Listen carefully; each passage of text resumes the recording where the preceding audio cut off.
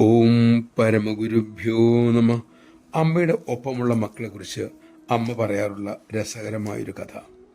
അമ്മയുടെ ഒരു സഹായി, വലിയ കാരുണ്യത്തിനുടമ, അവസരം കിട്ടിയാൽ ആരെയും സഹായിക്കാൻ ഓടിച്ചെല്ലും.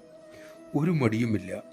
ഒരിക്കൽ അമ്മയുടെ മുറിയിലേക്ക് പോകാനായി ഒരു വൃദ്ധനായ ഭക്തൻ ഗോവണിപ്പടിയിൽ കയറാൻ ശ്രമിക്കുന്നു. അംഗപരിമിതി ഉള്ളതുകൊണ്ട് ക്രച്ചസ് ഉപയോഗിച്ചാണ് അദ്ദേഹം കയറാൻ ശ്രമിക്കുന്നത്. അത് കണ്ട് സഹായിക്ക് അനുകമ്പിയായി. അവർ ഓടിച്ചെന്ന് അദ്ദേഹത്തെ സഹായിക്കാനായി ഒരു ക്രച്ചസ് എടുത്ത് മാറ്റി. ക്രച്ചസ് ചുമന്ന് അദ്ദേഹം കഷ്ടപ്പെടേണ്ട എന്നായിരുന്നു അവർ ചിന്തിച്ചത്. ക്രച്ചസ് എടുത്തോടെ അദ്ദേഹം മറിഞ്ഞു വീഴാൻ തുടങ്ങി. അപ്പോഴേക്കും അമ്മയുടെ ആൺമക്കൾ ഓടിയെത്തി, അല്ലെങ്കിൽ അദ്ദേഹം താഴെ വീഴുമായിരുന്നു. ഇത് പറഞ്ഞിട്ട് അമ്മ പറഞ്ഞു, മക്കളെ, നമ്മുടെ അനുകമ്പ അത് സ്വീകരിക്കുന്നവർക്ക് ദുരിതമായി മാറരുത്.